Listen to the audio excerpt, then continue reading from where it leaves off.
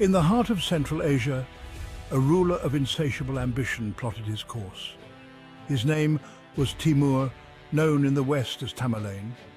Timur's empire already stretched from the Mediterranean Sea to the plains of India, yet his gaze remained fixed on conquest. By 1398, the Sultanate of Delhi shimmered on the horizon, a prize ripe for the taking. Timur, a master strategist and ruthless warrior, decided upon a daring winter campaign. He would launch his army, a force of unimaginable size, towards the riches of India. Timur's ambition was not merely for land or treasure.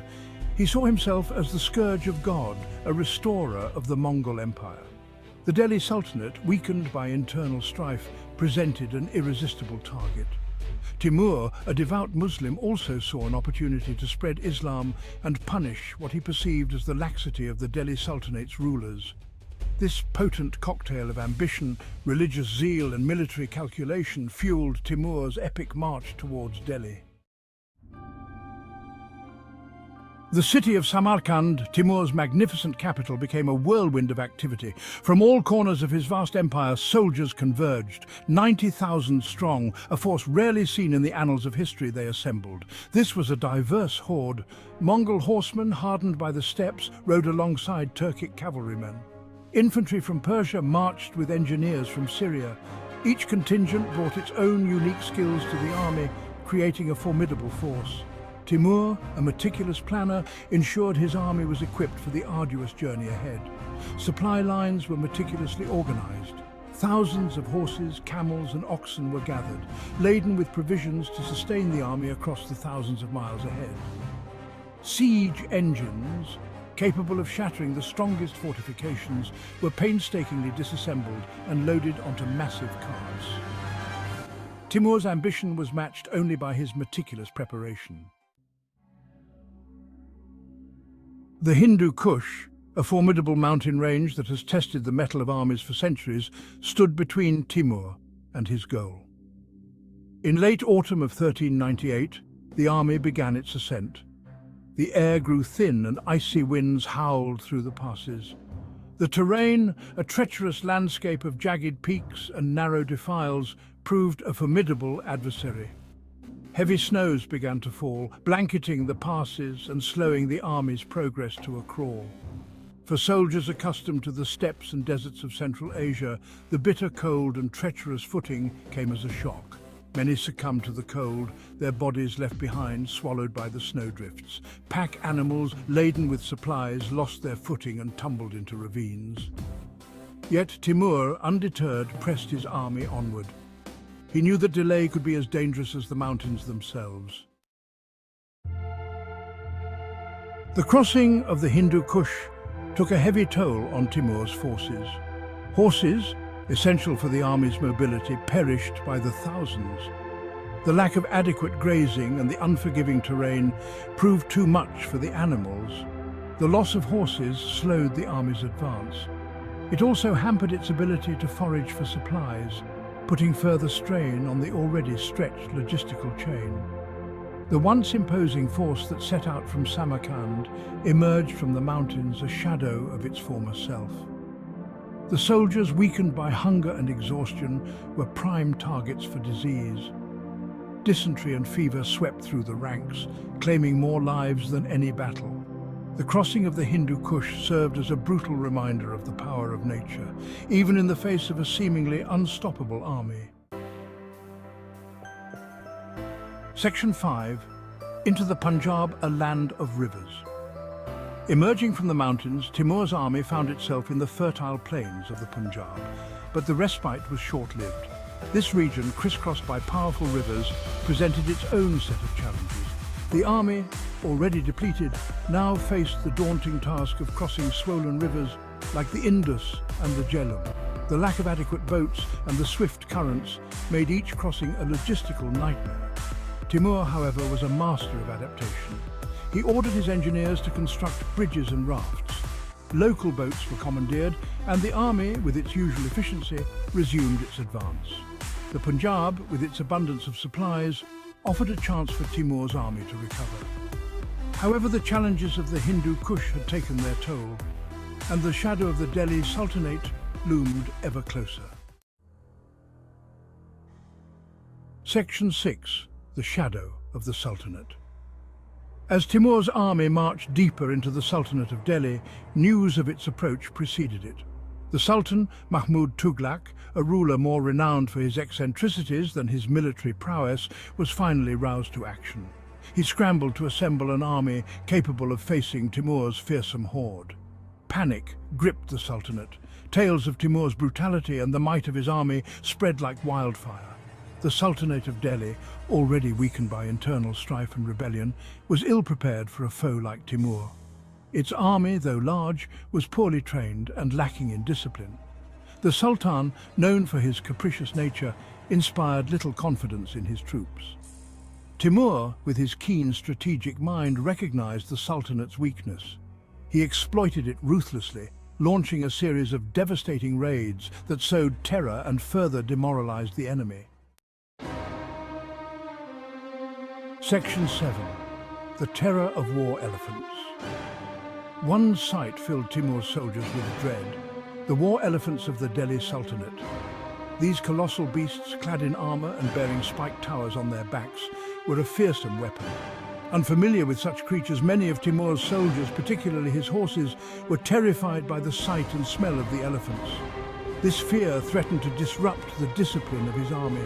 Timur, however, was a master of turning adversity to his advantage. He studied the elephants, noting their weaknesses. He ordered his men to dig trenches and erect spiked barriers around their camps, obstacles designed to impede the elephants' charge. The year was 1398. A chill wind seemed to blow across the plains of Hindustan, a harbinger of the storm to come. Word spread like wildfire.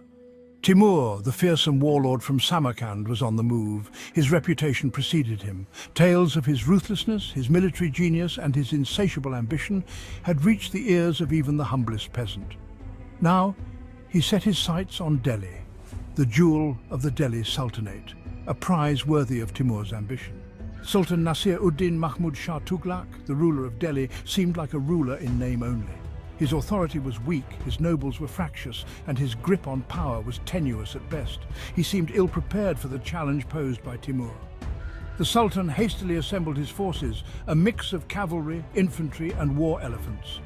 These elephants, draped in armor and bearing spiked plates on their tusks, were intended to be the Sultan's trump card, a force to break the enemy lines. Timur, however, was not a man easily intimidated. He had faced elephants in battle before, knew their strengths and, more importantly, their weaknesses. He planned accordingly. Timur's army, though smaller than the Sultan's, was battle-hardened. They had fought from the steppes of Central Asia to the plains of Persia, their loyalty to Timur forged in blood and fire. They were a disciplined force, fiercely loyal and utterly ruthless.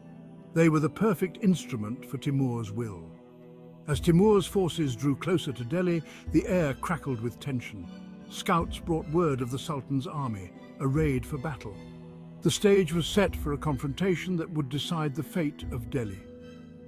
Timur, ever the strategist, surveyed the land and formulated his plan.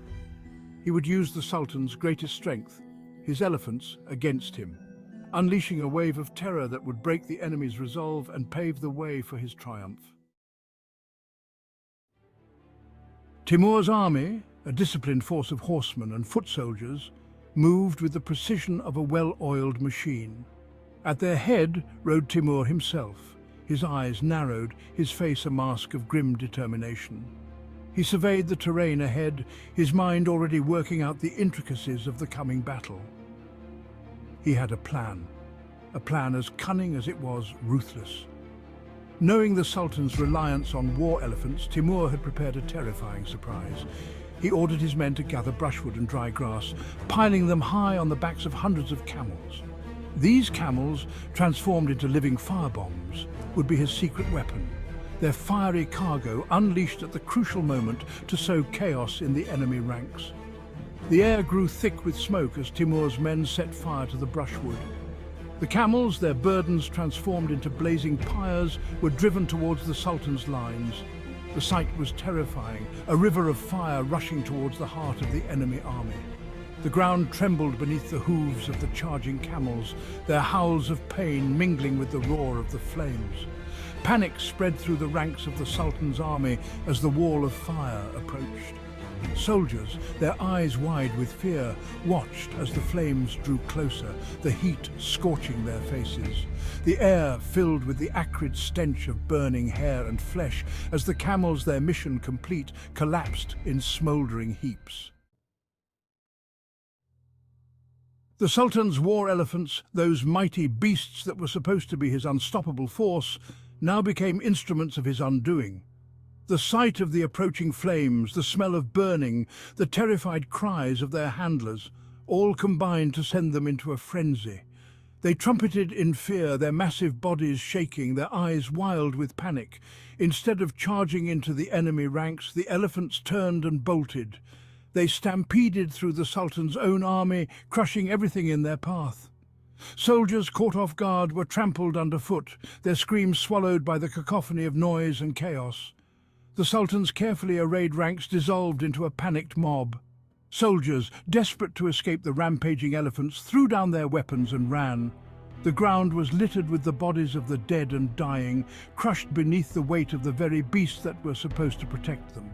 Timur's plan had worked perfectly. From his vantage point, Timur watched the unfolding chaos with cold satisfaction.